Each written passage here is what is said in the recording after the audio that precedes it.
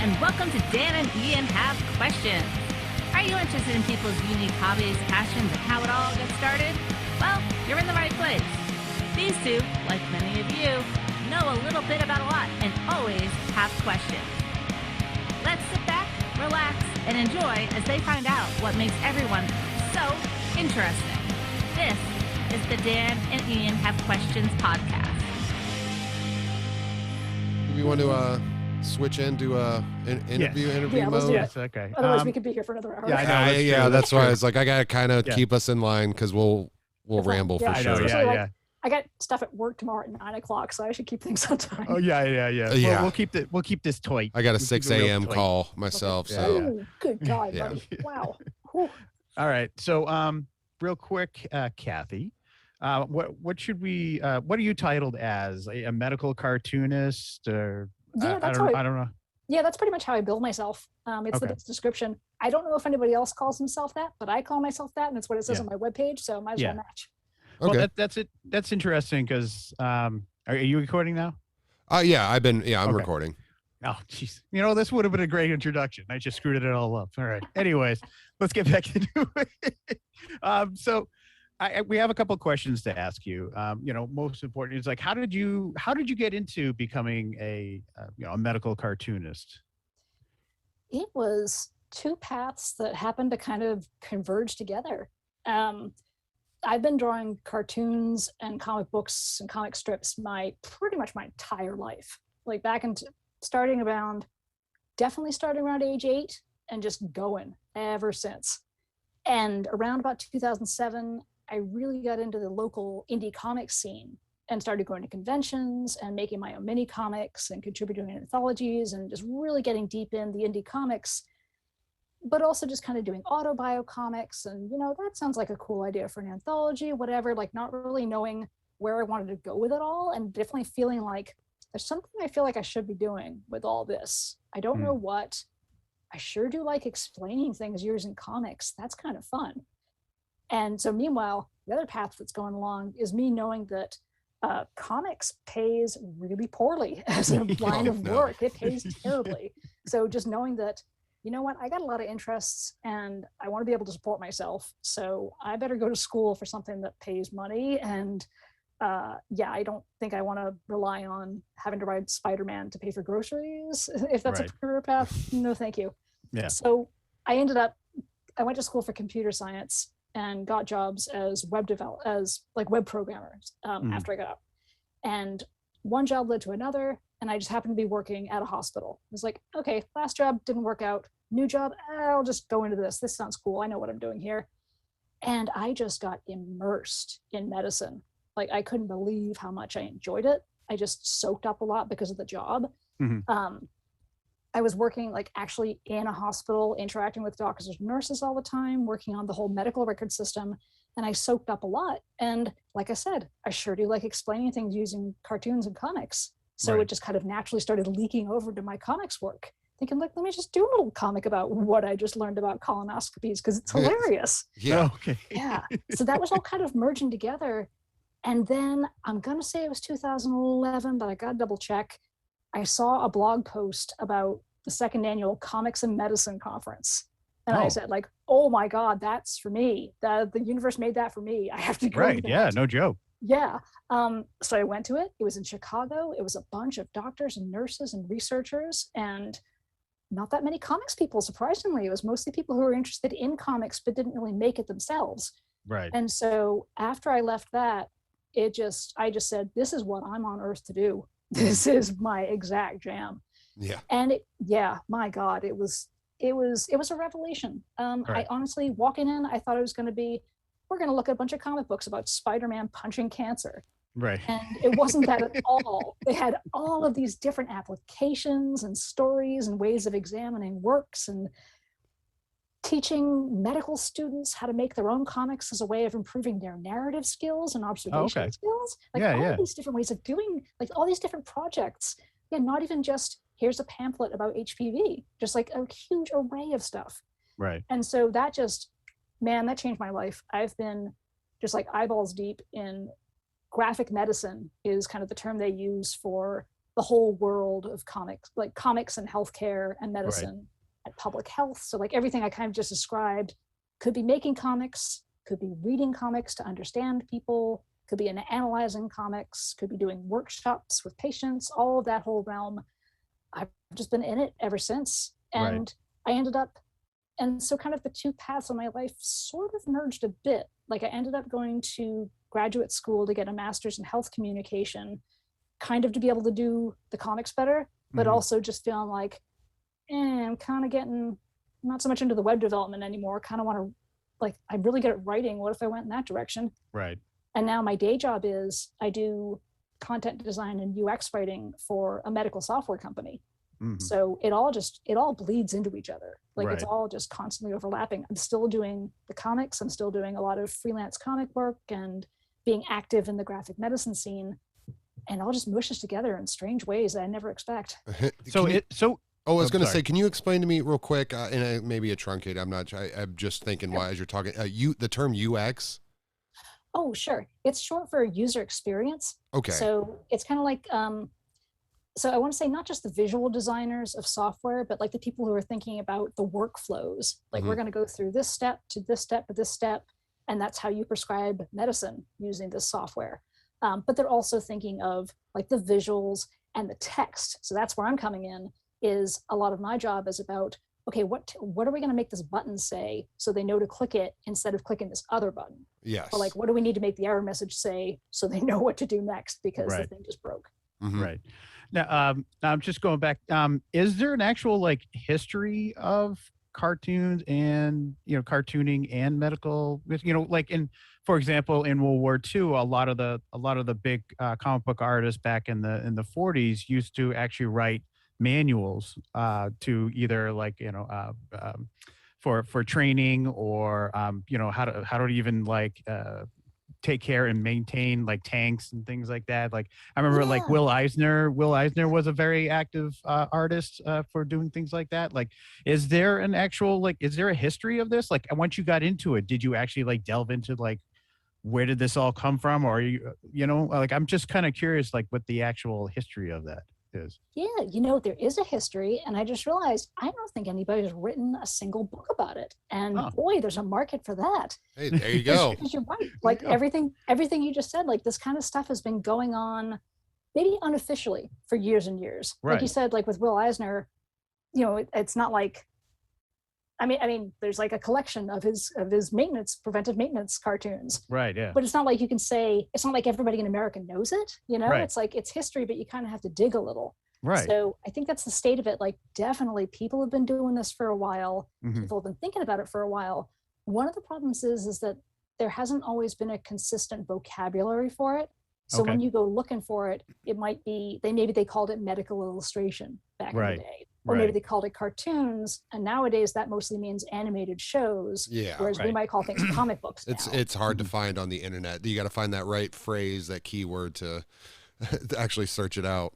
Yeah, exactly. Or it's in another language. Like I don't even know what they've been doing in Japan. Oh my God, with their comic scene and their history, they've probably been doing all sorts of amazing health education work, and I just don't know it because I don't speak or type Japanese. Yeah. Well, one of the things, it's a small aside, but it just popped into my head, it was an anime. I'm not sure which country it was from, but it was called Cells at Work.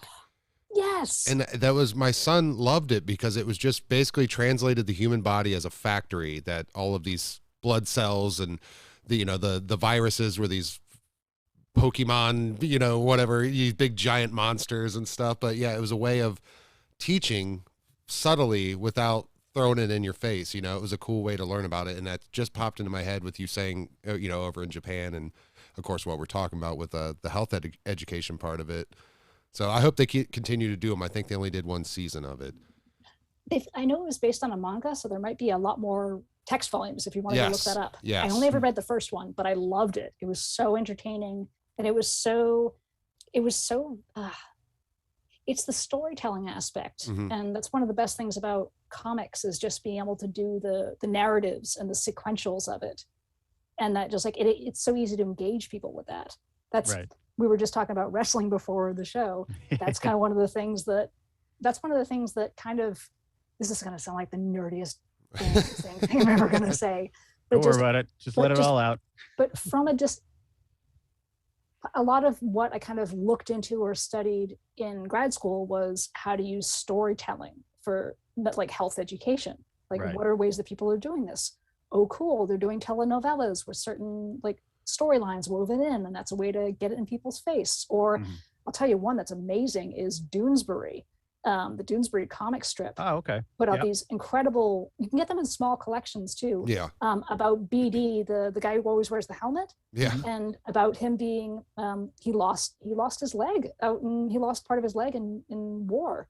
And it's the story about him having it amputated and getting a prosthetic and kind of just that process. And then later they had a volume about PTSD, and it's just the story, like you said, it's not in your face, but you're hanging out with these characters every day, and you're on their side, and you're getting to know what they're going through. And I just learned a thing about prosthetics. Whoops, didn't intend to do that. Yeah. So that was something that totally intrigued me about wrestling, is just, it seems like the same thing week after week, but people keep watching it.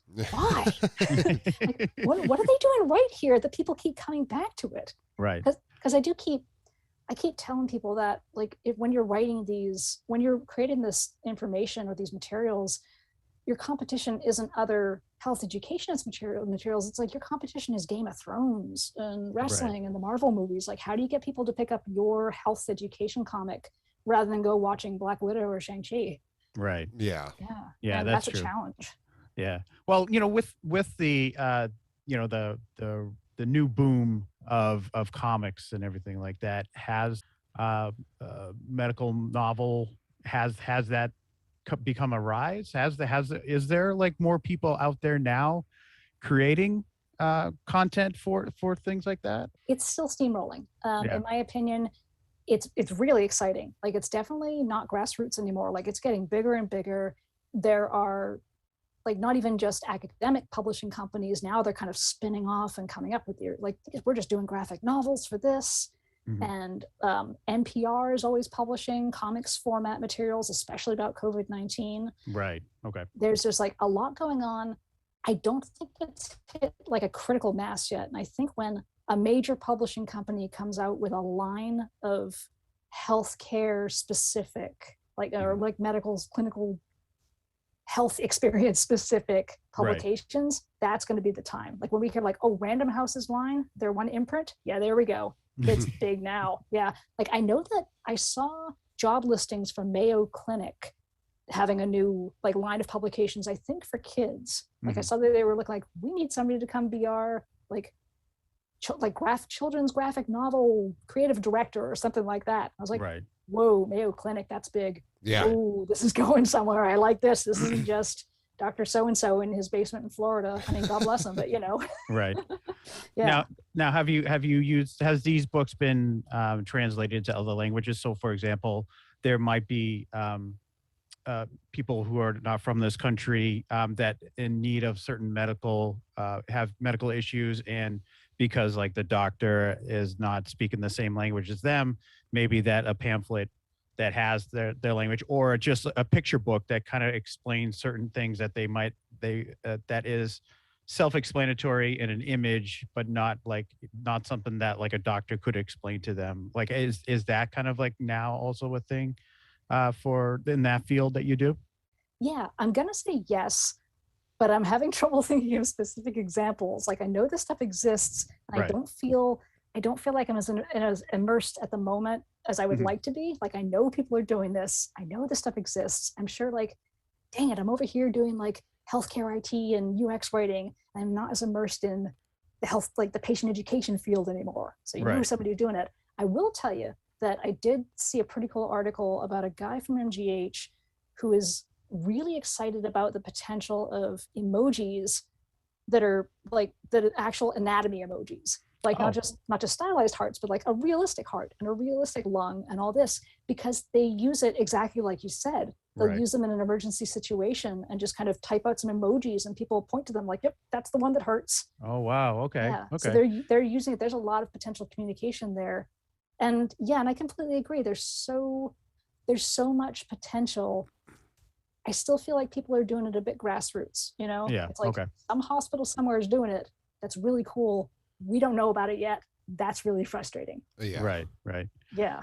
So actually, that's interesting, because one of the questions I always now are doctors and people in the medical field going up to you now and say, hey, I want a book written about, or a a comic written about blah. For example, congratulations, you're a Will Eisner award winner, and congratulations. If you got the Yes. award, do you have the award on there? I gotta see it.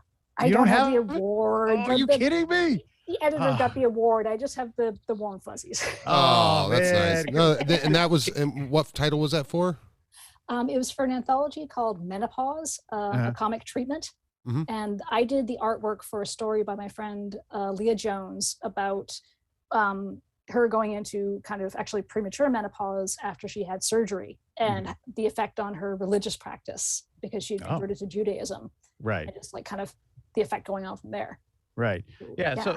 So like that's my kind of. So are people now going to you and having you create things for them so they can pass it out to their patients, or you still kind of free? You're still doing it on yourself, like you were saying that because of the medical records that you do, and that you just kind of like, oh well, that's interesting, and started writing about it. But now are people going to you and asking to get this done?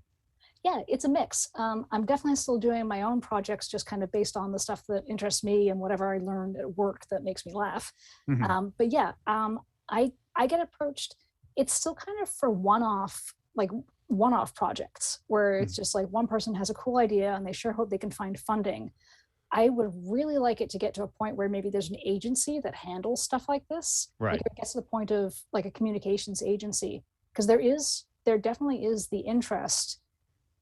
I think there's kind of, oh boy, my research on this is like 5 years out of date, so I don't mean to malign anybody about this, but the project, when I was doing my research in grad school, one of the uphill battles was just the perception of comics. Right. People feeling like comics are for kids, or comics are too silly, like it's a silly way of talking about something serious. This isn't serious enough for talking about, chronic kidney disease. Right.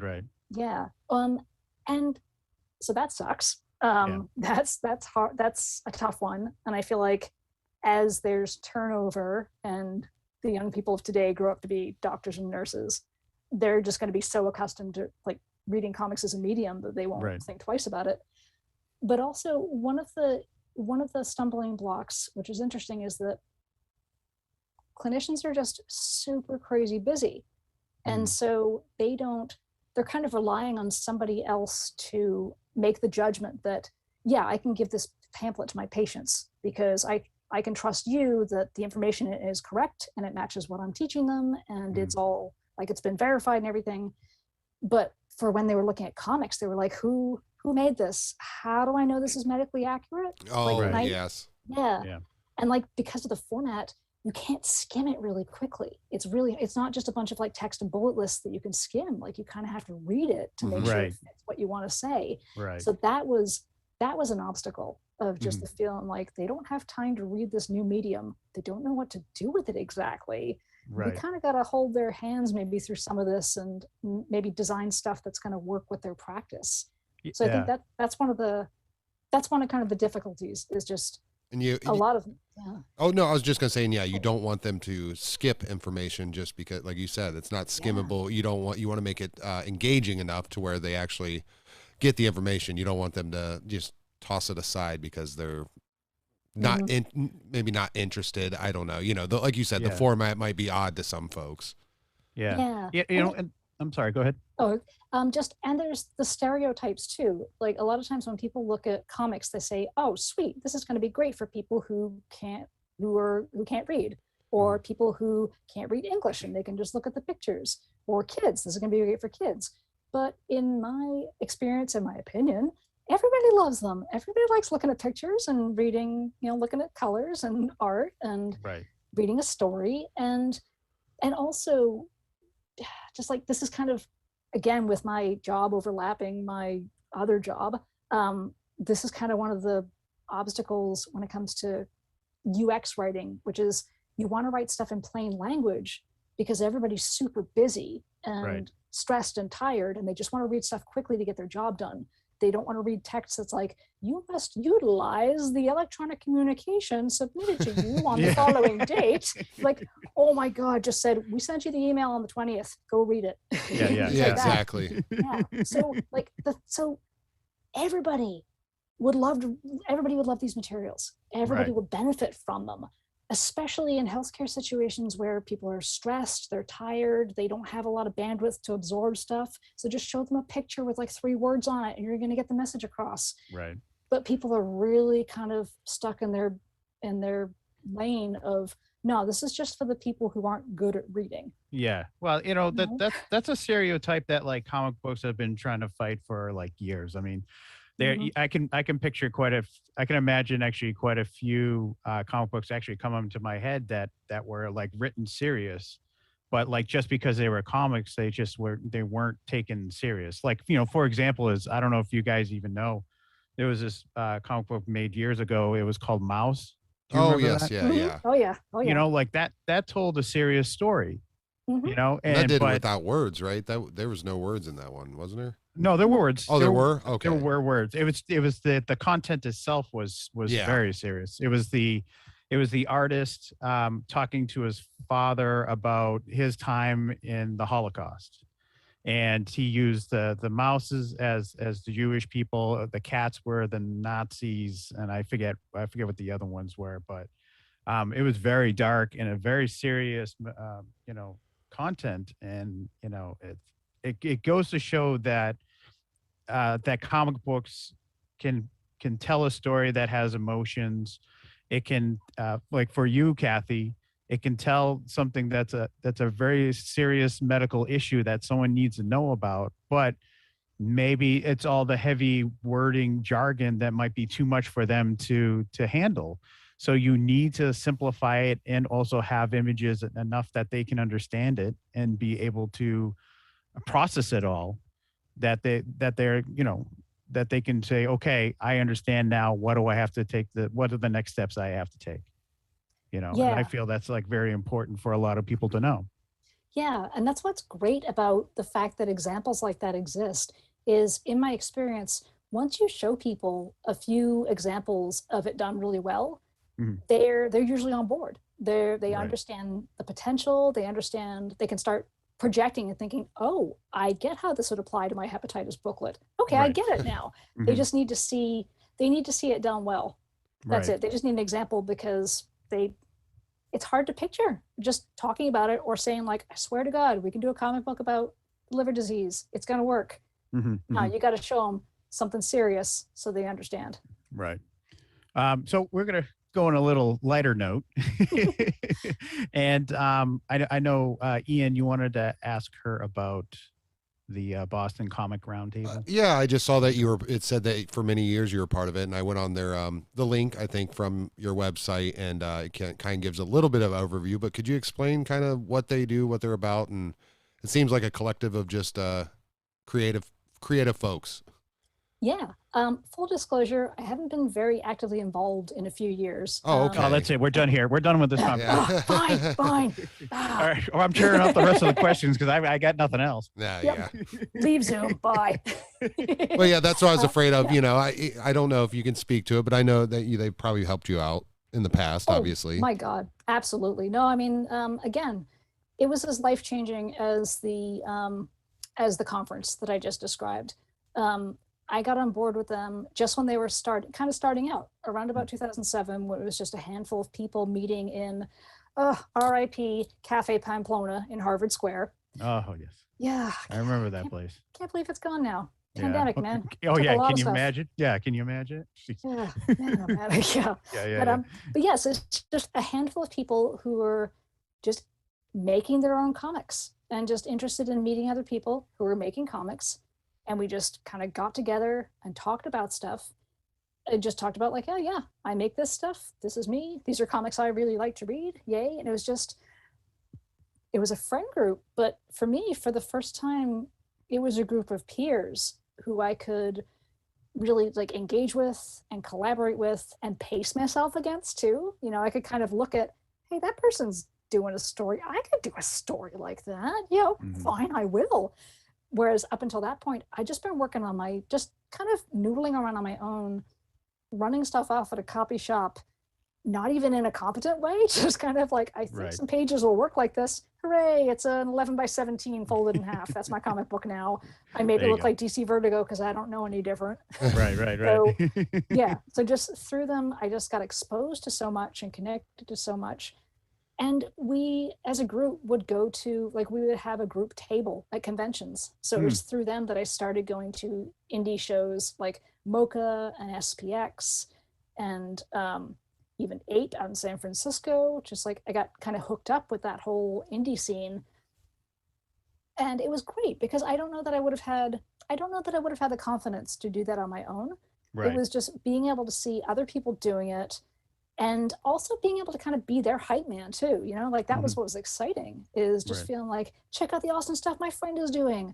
I'm excited about comics in general. This is great. I'm getting practice selling comics by selling my friends' comics. Yeah. This is awesome. Yeah. So it was just like, it was the building of the network and the having of just a collaborative friend group, meeting people I could team up with. Like they were like, we definitely collaborated on stuff. We started making our own little anthologies. We made mistakes and we learned a lot. Like it was, I wouldn't be doing what I was doing today. And I wouldn't have been in the position to be able to really act on the stuff I mentioned about comics and medicine if I hadn't got to that point. Like by that point, I'd already done a bunch of my own mini comics and pieces for anthologies and, was planning larger works. And I was kind of like well situated when that opportunity came up to realize like, wait, all this stuff I've already been doing, I could just do it with medical stuff instead. Hey, yeah. So it was great. Like I'm kind of sad that I'm not involved right now. I kind of dropped out a bit because of grad school, mainly because I had classes those nights, and I've just been on the kind of periphery ever since. But I have been part of the MICE organizing crew, the Massachusetts Independent Comics Expo every year. And that's been wonderful too. Just kind of a lot of the same people organizing that every year. A free show every October, kind of in a bit of flux now because of the pandemic, but like that's just another meaningful part of, hey, I'm here. I have a table where I sell the comics that I make, and I get to talk to people and be part of this scene. Wow, this is so good. And it kind of took having a crew to help get me there. So like you said, are there other independent conventions at other places? You mentioned MICE and you mentioned APE, right, in California? Yeah. Are they active pretty much every state that they have independent conventions for comic book creators? They might. They were definitely popping up like mushrooms back before, kind of before the pandemic kicked in, especially because there's some kind of life cycle where like an indie show will start, and then it's nice and small and anybody can get in if they want to, and they can sell their own comics, and then it gets kind of big and it gets a little maybe competitive, or there has to be a jurying process to decide who can go. And then everybody's like, I didn't get into that indie show. They're a bunch of elitists. This sucks. Let's go make our own. And they make their own, and the circle of life. But it's great because that was something I was really excited about that whole thing, was just, I love the idea of regional shows where, if I go to a show in Denver, it's going to be a whole bunch of different people I've never met before. I don't want to go if it's going to be all the same indie people I follow online. Like, exactly. What's cool around here? Tell me what's different. I like novelty. Yeah. So let's narrow it down a little bit. I was looking through your bibliography and your works of art, and there was one that actually really jumped out at me, and I was really curious about. I couldn't click it. There's nothing I could see to describe, but you had a comic strip called I Survived Guar. Yes. And I want to know everything about that. Oh man. Please tell me all of it. That's not online. I forgot. Oh my gosh. Yeah, that was crud. I forget the exact year. It was It was like 2005 I saw. Yeah, that sounds about right. Yeah, it was before I took that hospital job, so it was back when I was 2005. I was just kind of doing just indie autobio comics, and Okay. yeah, Guar came to town. It's like you can't not see Guar. Right. Yeah. Yeah. Exactly. So yeah, so I decided I'm gonna go see Guar. Like it's not even. Yeah, you know what? I'll be honest. It's not my musical taste. I just freaking love novelty. It's just like, what the hell is a spectacle? You know my brother. You know he's immersed in all this like metal genres I've never even heard of. Yes. I'm very familiar with Chris. That's kind of like me. It's the spectacle. A lot of bands, like even music. Like you said, it's not my musical taste, but I'll latch on to certain artists, even like hip hop or something like that, just because they have a weird artistic take on something. They're just a character in and of themselves, and of course Guar is the ultimate art student characters, abstract thinking individuals, so their shows are something else. Yeah, exactly. Like it's a bummer that this whole area has a ton of amazing live music, asterisk normally, but I can't get into it. If I go to a music show for a band I don't know, my brain just kind of starts making to-do lists and I zone out. I need something visual to focus on. So for me, like I love the visual spectacle. Like you ever get the chance to see Pet Shop Boys in person? Those guys are amazing. Their show was incredible. I've never seen anything like it. But oh my god.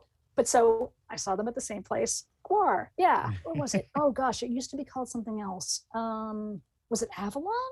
Was it Axis and Avalon? It might have been in there. Yeah, well, then it turned into the House of Blues. Axis and Avalon turned into the House of Blues. There we go. Yeah, so it was House of Blues when I saw Pet Shop Boys, but I'm pretty sure it was Axis and Avalon when I saw Guar. So hell yeah, I'm gonna go to see Guar. And I wore just all black and my nice khaki, like men's khakis from the Gap or whatever. I mean, not khakis. It was just like olive drab pants because I'm like, these might get dirty.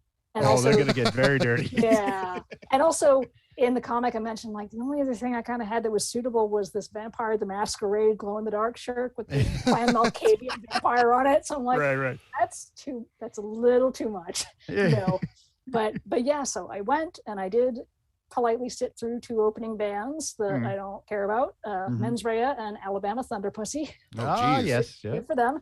Yeah. But yeah, and then Guar came on stage and it was just disgusting and ridiculous. Yep. And I was far enough away that I didn't get splattered on. But my God, the stuff they pulled, I was just like, what skit did that? Oh, that's a terrible skit. Oh no. Yeah, that's not very polite. They don't. Yeah, and they don't mince. And you got to see the Dave Rocky Guar, so the original lead singer. I got lucky enough to see them during that era. I mean, they're practically the same band now, but it's not the same.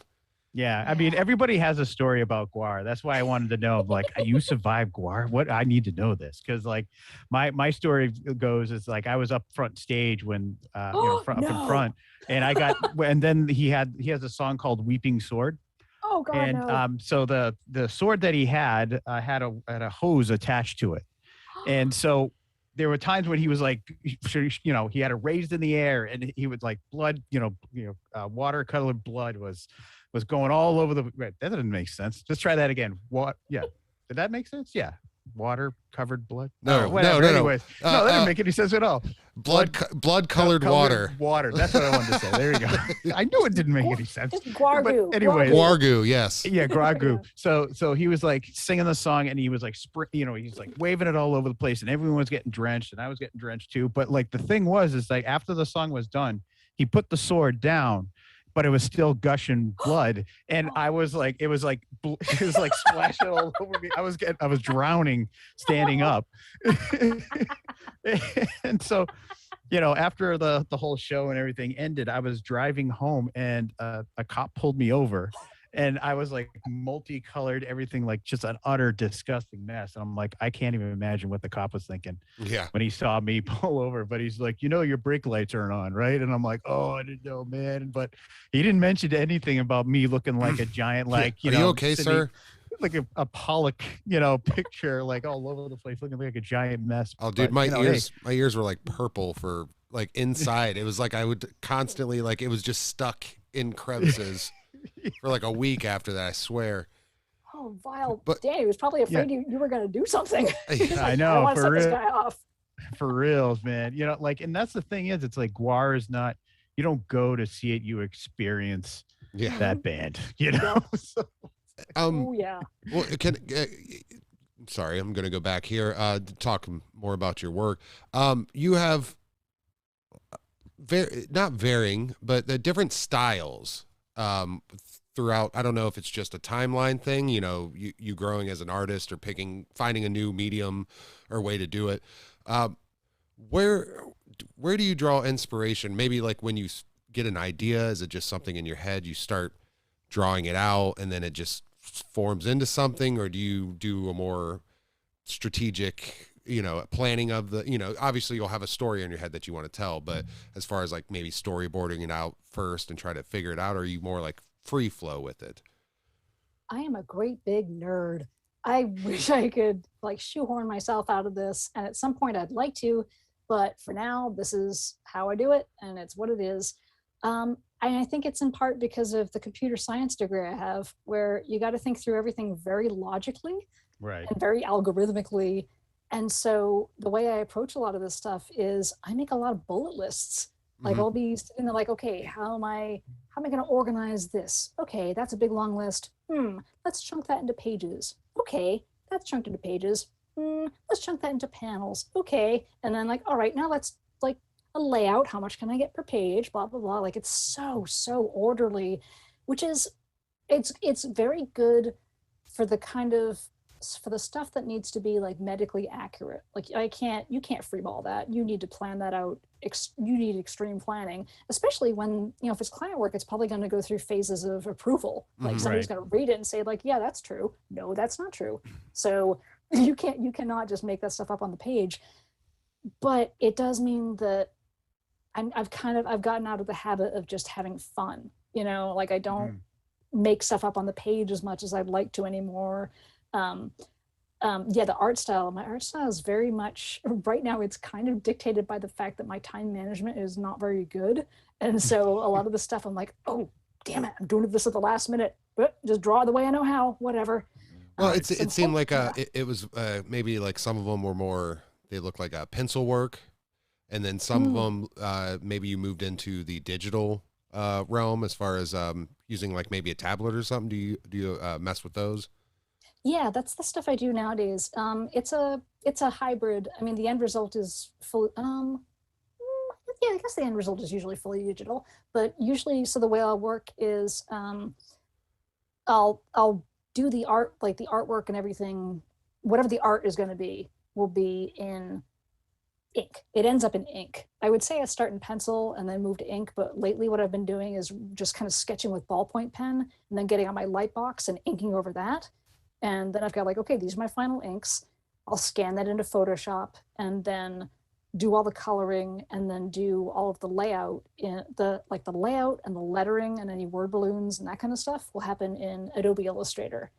And especially because I'm always concerned about, this doesn't always happen, but I'm always concerned about someday they might want to translate this into Spanish. So if I do hand lettering, I'm going to be so sad in the future when I have to redo it in Spanish. So Right.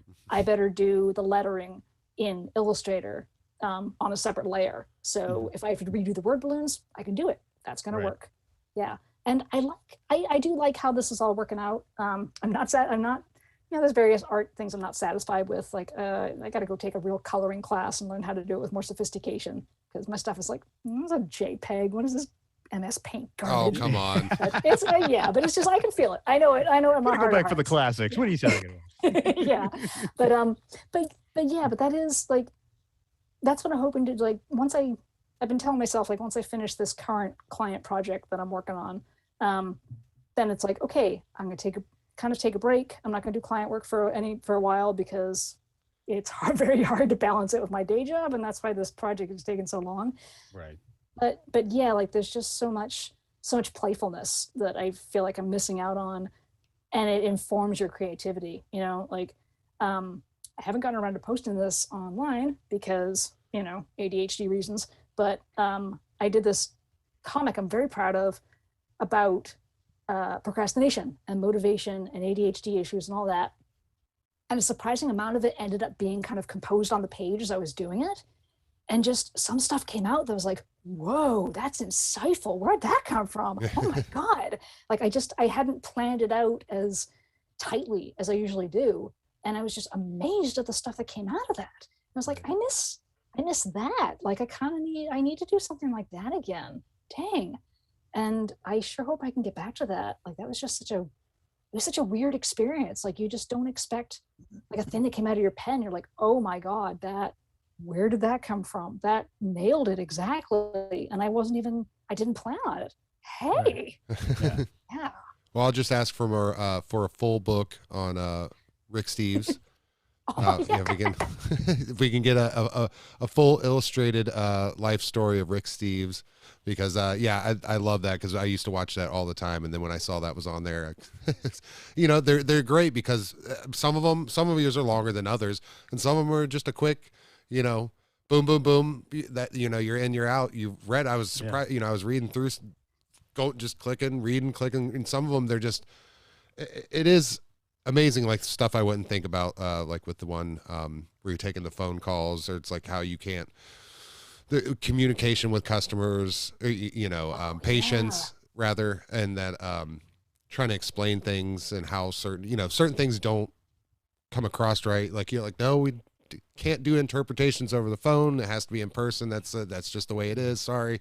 And it was just a rolling, panel after panel of you. I believe it was you, right? Yeah. Yeah, that was me. That was for a patch of time there. I was trying to be a full-time freelancer, and while I was doing that, I worked a temp job at the front desk of a cardiology clinic, and that was all stuff I observed firsthand that frustrated me, and I wanted to collect it in a way that I could jam it in people's face.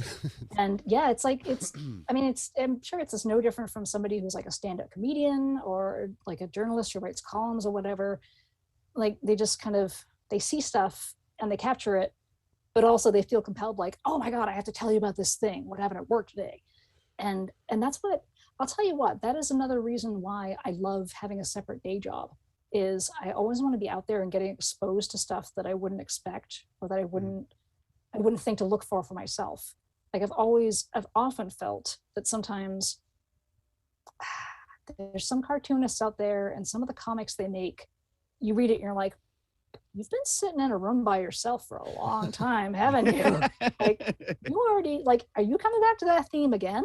Yeah. You don't get out of the house and talk to people, I think. Right. I don't want to be like that at all. Like I like getting cross-pollinated with fresh ideas and getting exposed to stuff and making, like, just because of the way maybe I walk to work, or because of whoever is sitting next to me at the front desk saying a thing about microblading eyebrows. I didn't know anything about that, and she said it, and then I learned it. Just like stuff like that. Yeah. It's amazing. How would I ever think to look at that on my own? No. But, and maybe just one more as we'll wrap it up here, because I know Dan's probably got another question or two. Well, I saw that you were part of a book. Was it Women of Marvel? Probably like 2010, I think it said. What was it? Just you speak of a lot of this being indie. What was your experience with a company as big as Marvel? Because I mean, they were 2010. They were in when it's really building and things are going high gear with book sales and stuff probably. So what was it like, your experience with them? I was very much one of those little parasite fish or whatever that hangs off the side of a very big fish. Oh gosh. Yeah, no, I mean, for real, because what the story behind that is, one of my childhood friends has been working for Marvel for a very long time in editorial. Like he helps kind of figure out what's going to go into their collections and helps write, dust jacket text and that kind of stuff. And so they were putting together this Women of Marvel collection, which was, just a collection of stuff from the 60s, stuff from the 70s, stuff from the 80s, just these individual issues that they could stand alone. That wasn't, I don't remember the criteria, but it was very much like, here's just kind of a cool array of stuff that we published over the years. And so he knew that, especially in high school, I was kind of like just kind of a big honking feminist. Just like would read Ms. magazine a lot and knew a lot about kind of women's history and activism and all that. So he reached out to me and was like, hey, we're putting together this book, but it would be kind of cool if we had some text in there that explained what was going on at the same time in history and maybe how that related to, like in the 60s, these comics were informed by this going on in history. In the 70s, informed by this. And so that's how we collaborated, is like he kind of put together what was going on in the comics of that decade, and I put together what was going on in history in that decade. Nice. And just how, like, okay, Rosa the Riveter does this, and Billie Jean King and this, and Margaret Thatcher this. And I'm actually really proud of how that turned out. Like, I go back and I reread that material, and I'm just like, hey, man, pretty insightful. Yeah. Thanks, Jeff. You and me both, man. We did this. Yeah, that's good. That's good. You can actually look back and enjoy something. Be like, you know what? I'm very proud of that. Yeah, that so far that has been my one and only interaction with Marvel. Let's see. I don't know. Yeah, we'll see what happens. I got some tiny dreams that I wouldn't mind coming to fruition, but anyway, so with that experience, you were kind of shielded just because you did have the end with your friend already being there. So did he kind of just pass on the information to you as far as like, you need to do this or that? You didn't really have to have like interactions with a lot of other folks maybe?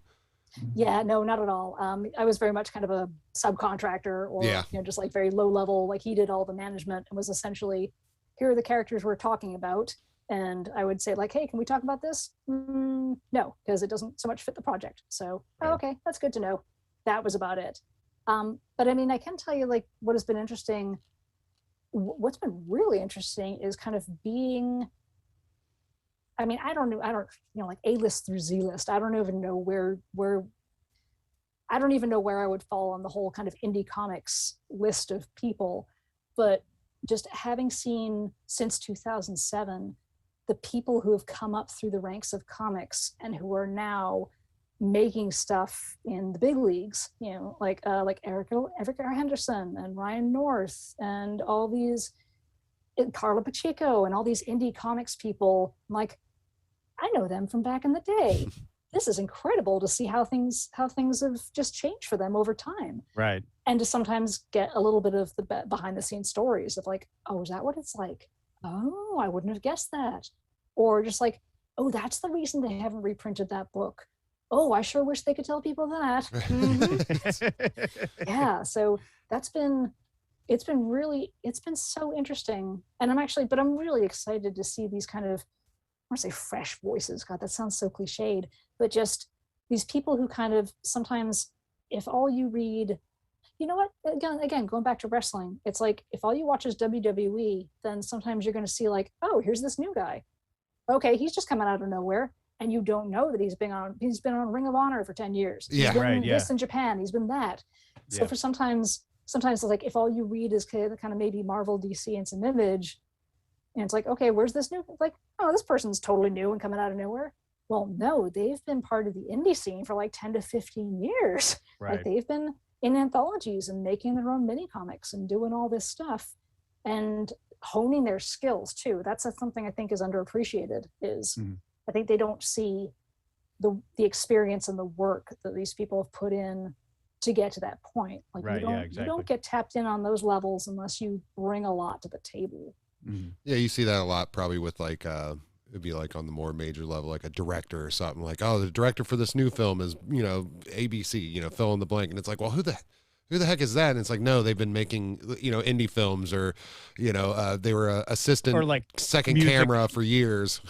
Yeah, or they make music videos. They've been making music videos for like 10 years, or like commercials, and all of a sudden this is like their big break. Yeah, it was like one of the guys that's directing like Boba Fett. He like worked with Kevin Smith for years and like did all this other stuff, and now he's the cameraman, or what is it, the DP on that. Right. But anyway, sidetrack with that. but that is something. But you do bring up kind of an interesting topic that sometimes I want to say maybe burns me a little, is that if you don't see all that going on, well, no, actually, let me take a step back. Sometimes people think comics is a meritocracy, and it's absolutely not. It's like fashion, it's like movies. All of it is just who you know and what skills you bring to the table, and maybe what you worked on before, and you happen to be in Seattle at that one time when that other guy was there, and you had a conversation, and that's how you got that job. Right. And so, like, it's just people, I see people get really they get really heated up about like, so and so, like, why didn't they hire this other person? They're quote better. And it's just like, no, that's not how it works. Sorry. Like, no, that person has been working in indie comics for like 15 years and you just didn't know that. And that's what they're bringing to the table. They're bringing a lot of chops that you just weren't aware of. And it's not even because they're better. It's just like because they wanted to hire somebody to do this new YA line. And that person was already doing YA. The end. Yeah, exactly. Well, it seems like comics, like it would be a thing kind of like once you're in and you start producing for them, that it's, I mean, I know there's flux, there's artists that come and go, but it seems like one of those things, like if you're in with a company and you're producing and doing the work for them, that you can kind of just keep a steady flow of work for years and years. There's not really probably a lot of room for getting new people in there as much, it's kind of one of those things like once you're in, kid, you're in it for life. Yeah. But then also, going back to, that's one reason why I wish kind of people appreciated the indie scene more, is that, you're not limited to reading, like if Marvel and DC and maybe Image aren't producing what you want, go check out what they're selling at Mice or SPX. Like you might find the most mind-blowing sci-fi fantasy furry time travel novel, like graphic novel that you've ever wanted to read. And, you just have to maybe go seek it out a little. Like, again, like the top tier comics is not a meritocracy, but that doesn't mean the good stuff doesn't exist somewhere else. Right. Exactly. Yeah. Exactly. Well, and that's interesting because that leads up to, and I'm changing this up a little bit, but I have two questions to ask you. And the first question, very relevant, is, what are you reading? What do you, or what comic are you recommending that people should check out that maybe they don't normally see out in a comic book store, or that's going to be in the next big blockbuster movie, So. Ooh, I think this could be turned into a movie. I need to go down to the comic shop because they've got my last issue of this on hold for me. I've been reading The Six Sidekicks of Trigger Keaton by Kyle Starks and Chris Schweitzer. I think is how you pronounce his last name. I'm not sure. So the whole premise is like the jerkiest movie star in the world, like Chuck Norris, the biggest heel Chuck Norris. Hold on. Oh, I think we lost her. Oh, no. Oh, there. Are you still there? All okay. right. Yep, still there. All right, We lost you on the biggest heel, Chuck Norris. Yeah. Yes. All right. So imagine Chuck Norris is the biggest heel in the world, and now he's like, he's past his prime. He's trying to come back, and he dies, and it looks like a suicide, but maybe it's not. And so the whole story is 6 of his previous sidekicks, like kid sidekicks or people who like co-starred with him. Oh, I love that concept. Are looking into how did this guy die? Right. And it's hilarious. I love. Oh, God, Kyle Starks is probably going to be like, oh God, she's talking me up again. Because I swear I will talk that guy up until my breath runs out. His work is freaking hilarious. I laugh at it so hard. And the art by Chris, I'm going to say Schweitzer. That's probably not how you pronounce it. Sorry, buddy.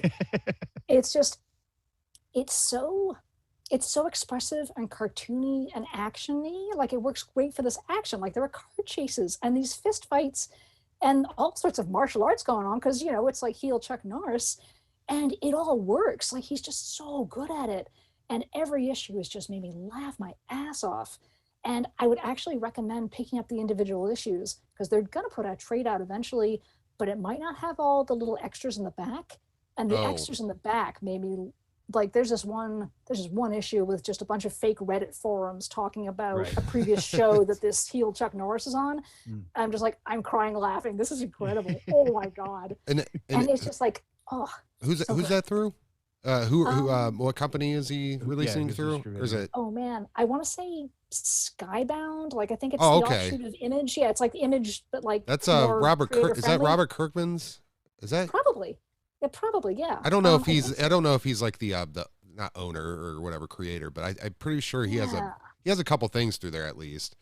Oh, cool. probably. Yeah, I know they've got like a bunch of stuff. They put out like an anthology with short stories, I think, over the summer. Oh, Right. I think they might be the same one who put out the previous one by this guy was Assassination, and that was with Erica Henderson. That does sound familiar. Yeah, it's Yeah. the one where like the number 2 hitman in the world is now like a crime boss and somebody's trying to kill him. So he hires a bunch, like he tries to hire the top 20 hitmen in the world to come Right. protect him. Oh, and, man. and it's just like how that turns out. And yeah, Right. this guy does this. It's what I love is the stories this guy does, Kyle Starks, and kind of whoever he ends up teaming up with, or he does his own art sometimes as well. And like whoever he teams up with, it's just he does this stuff that's high concept and it sounds like an elevator pitch, but it totally works as a comic. And it's not the kind of comic where you're like, well, clearly you just wanted to make a movie script and Yeah. nobody bought it, so we're Right. making a comic out of it, huh? Like, no, this is a comic. And eventually it's probably going to be a movie. Like, I know they've optioned some of this guy's stuff, Mhm. but in the meantime, you're like, this is a perfectly good comic. If I never see a Right. movie, I'm happy. And it's just laugh my ass off, man. Laugh my ass off. Is that Yeah. is it frustrating that seems to be hand in hand? Like if a comic comes out immediately, it's like when they're going to translate this to a Netflix series, a Hulu, Mhm. some streaming thing. Yeah. Is that something that's frustrating when, trying to come up with your own thing? Like, is that always looming in the back of people's heads nowadays? Like, oh, well, maybe this will get, picked up for option for a TV show, or instead of it just being what it is, now there's that added component over the last decade or so. Of Yeah, there's mhm. swooping up new talent and new stories like as soon as they hit because they want to lock that IP down, I guess. Well, Yeah. there's that documentary from that gentleman who did did a documentary of Oh, Dan, are you? San Diego Comic-Con. Oh, wait, No, I you lost- broke out there no, a I little lost bit. Oh no. You said Okay, the guy that did there's- the documentary Super Size Me. Size. And- Oh, And he did a about San Diego Con, and one of the people that I forget who it was now because it's been a couple of years. I actually have the DVD at home back here, and he talked about how actually artists now have booths that also have like the whole script and also storyboard already written out. If Oh, anybody, man. like really that's what it is now. It's just like it's comic books that meet Hollywood and then see if they can get like a movie deal or a TV deal. I can't And, even begrudge them.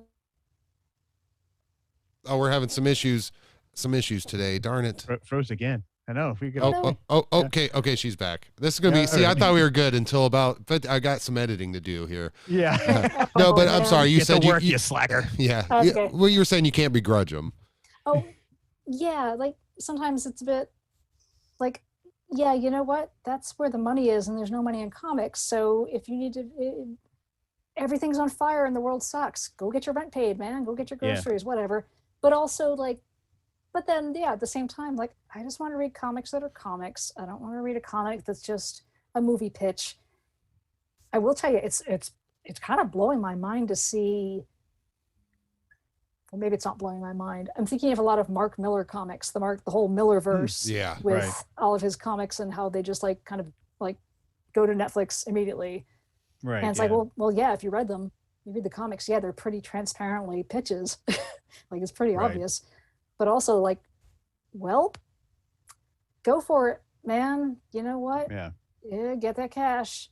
There's a good many other comics I can go read instead. True. That's kind of the nice part is that, you know what, if I just want to read the weirdest sci-fi furry time travel graphic novel in the world, that probably exists and I can go read it and I never have to watch anything that's on Netflix. Yes.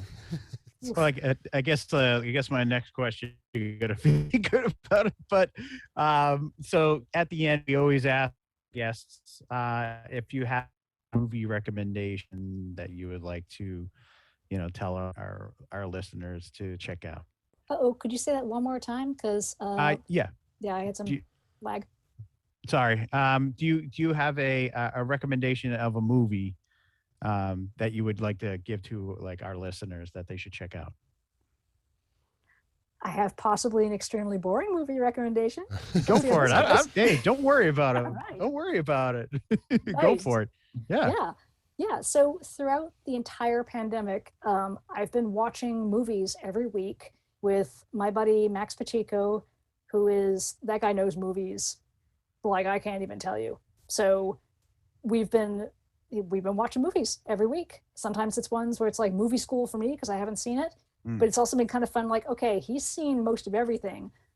There's a lot I haven't seen, but we got to find the happy medium between the two. So we've watched a lot of strange movies, and I just thought of actually a better movie to recommend than the one I was gonna recommend. Oh, So okay. I'll recommend a kind of boring one and a kind of interesting one. So Okay, there we and go. then Ian can edit either one, and we can. Yeah, there we go. no, Yeah, no. whatever you Yeah, wanna pick. whatever. Yeah.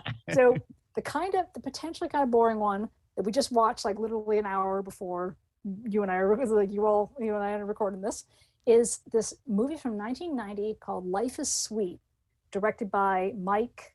I don't know if it's pronounced Mike Lee or Mike Leigh, Leigh. And he's this British director, and he's known for doing these kind of, I want to say, slice of life movies where it's just very ordinary people and it's a little bit improv. They're just kind of living their life and doing their thing. And it's just so, I loved that it was just so low stakes and so Right. gentle. And nobody was snapping their fingers to destroy half the universe, and nobody was blasting plasma things out of their eyes or their fingertips. It was just this family of a mom and dad and two like adult kind of twin daughters just living their life and just like trying to maybe buy a food truck and just maybe planning a trip to America, and their buddies opening a restaurant and it doesn't look so good. It was so gentle and I enjoyed it so much. And it was one that I watched a bunch as a kid because we taped it off of, I don't know if it was Bravo or A&E, but I watched that so much and I was like, is this going to hold up? Yeah, this holds up. I love this. This is And charming. that's got to be good. Like you said, it's so sweet. It's low stakes. There's a lot of things I'll put on something. I'm like, this is too tense right now. I can't watch this. Or even a drama, that would be like a horror movie or something, but even a drama or something where there's like any kind, sometimes I'm like, I just can't take it. Those movies where it's just, like you said, it's just maybe just somebody just living through their life and there's not really any, there might be a small story, but it's just slice of life. That's exactly it. Like the most kind of dramatic it gets is there's a bulimia subplot. So, kind of content warning about that. Right. But that's it. The rest is just, oh, that guy paid too much for that thing. Oh, what'd you do that for? Like that's the extent of it. It's so nice. I love it. Yeah. And the other one? Yep. So that was the kind of extremely boring one. The extremely interesting one, which you can, I think you can find it on YouTube if you go looking for it. Oh. Maybe you didn't hear that from me because I don't know how much they want people to know that. Right. But it's this movie from, oh boy, I want to say like 1972, somewhere around there. And it was from BBC Two. They aired it, and apparently it was like their Christmas Day movie, but it was a spooky story. It's called The Stone Tape. The Stone Tape. I'm writing this down. I Wait, want to that sounds familiar. The Stone Yeah, Tape. it was apparently it was super influential. Like John Carpenter kind of took influence from it when he was making Prince of Darkness. So it's about this, it's like an electronics company. It's a crew from an electronics company. And they've taken over this kind of old Victorian mansion / castle, whatever, in England. And they're going to do a bunch of research. Like, we need to be able to, like, oh my God, this other company is totally beating us. We need to brainstorm. We're brainstorming. We're just digging in. We're isolating ourselves. We're going to figure out a new way to make our company a whole bunch of money. And there's a room in there that's haunted. And they find out like, oh my God, this thing is haunted. Well, you know what? We're going to find out the science behind this haunting. We're going to like just beam a bunch of electronic equipment at it and all this stuff and measure the data and all of this. And it was just absolutely amazing, really tense. You're just watching like, please, no, don't, no, why'd you do that? No. And it was just extremely tense. And I think, I feel bad saying this because it kind of spoils a bit of the premise, but I think if you look at the Wikipedia page, you're going to find out is apparently it was pretty. Oh no, a 1972 movie. Yeah. But I went in kind of cold, so I was all right. I don't know. I like no spoilers at all. I don't even watch I love because I'm a doofus and I'm just surprised by everything. Yeah. So anyway, so apparently it was kind of influential for the idea of ghosts being like a recording. of the medium around them. Oh, it's yes. like they're not like a real entity. They're just like, oh yeah, man, just the stone around it recorded that person's last words, and that's what a ghost is. And so that's what they're investigating in this movie, is like, is that what's happening? Oh, maybe. It's the resonant energy, just yeah, exactly. But even knowing that, I still recommend watching it. Like, I was so entertained and really on the edge of my chair. Again, content warning. It's the Brits in 1972, so there are a few scenes of them being completely racist about Asians. England. But it's like, you watch anything from the 70s, you're like, I'm bracing myself. There was something, I can't even remember what it was, but yeah, we were watching it, and it was something I watched so many times as a kid, and there was something, and I was like, oh geez. Like, wait, what the hell just happened here? I did not remember that at all. I guess my little brain. And did you say this was a holiday movie? Yeah, what the heck? They aired it on Christmas Day. It was a holiday movie? Yeah, I don't know why. I guess they were like, it's a Christmas ghost story, but I watch it like, I was gonna say, that's the Christmas Carol thing. Yeah, it's the ghost. Yeah, I guess so. Yeah, but just jeez. But yeah, if you go quietly looking for maybe something called the Stone Tape on YouTube, you might find it there, and it might be an hour and a half, and it might be in color from BBC Two in 1972. The fashions are amazing. The technology is amazing because it's like computers from back in the day. Oh yeah, right. Yeah. But I loved it. I was so creeped out. It's that BBC Doctor Who style technology. Yeah. Yep. Yeah. Well, thank you very much, Cathy. We really appreciate it. Yes, thank you. So why don't you promote like everything that you have? The website. Anything that's you can announce that's coming up, or like, do you have anything that you want to tell us about? And so people can reach out to you. Get your name out there. So the best way to find stuff that I've done is to go to my website, metrokitty.com. If you don't remember that, just Google Cathy with a C, Leamy, Leamy, and that's what you'll find. It's got a bunch of my old example comics. It doesn't have a store at the moment because that broke and I haven't gotten around to fixing it yet. Oh. But you'll find a bunch of comics there. And if you're interested in purchasing things, let me know. Maybe it exists in my house. If you send you a message. Yeah, 4 or 5 boxes in a closet or 2. Yup. Yeah.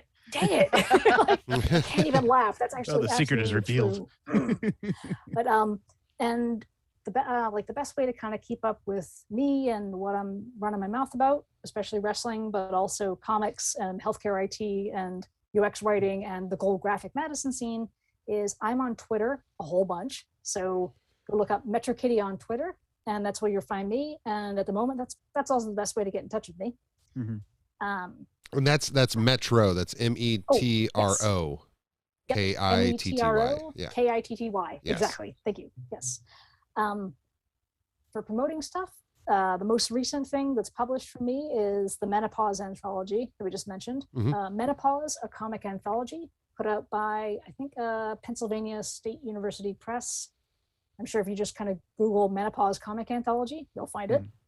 I've got the current work that I'm working on are some educational comics about COVID-19 vaccines. And cool. I don't have I can't announce them yet because I don't know the exact distribution plans for them, but I sure hope to have new, like, if you would like to hear if that's going to happen, if those are going to be in your face at all, watch the space on Twitter, because I will be absolutely running my mouth about that and linking the heck out of them if that turns out to be the case. Yeah, of course. Nice. Of course. All right. Well, thank you very much, Cathy, for taking your time, probably interrupting your wrestling time. No, wrestling. No, okay. Maybe a little bit. Yes, maybe. Yeah, I can't deny it. Maybe I'm processing. Yeah, there you go. Pages win. Oh, there you go. But it's been an absolute pleasure. Yeah, it was nice to meet you. Very kind of you to take your time to come on to our show and answer our goofy questions. Yeah, thank you so much for having me on. Like, that's what I love about shows like this is, you put the stuff out in the universe and you never know who it's going to affect and who it's going to be a pebble that sends out a bunch of ripples in somebody's life, and you just never know. That's exactly. how all this stuff happens, man. I love it. I love it. We're the best way to end. Well, thank you very much, and have a good night. Thanks. And You guys too. yeah, well, we'll have you on sometime if you have something else you want to promote. Absolutely, we would Yes. love to have you. Awesome. Thank you so much. Thank you. All right, thank you. Thanks for listening. If you have any questions or suggestions, write to us at danandianpod@gmail.com or search Dan and Ian Have Questions Podcast on Facebook. Intro music provided by Ian Savage. Music produced and recorded by Shaun Vanek at Mercenary Studios. Thanks again for listening, and see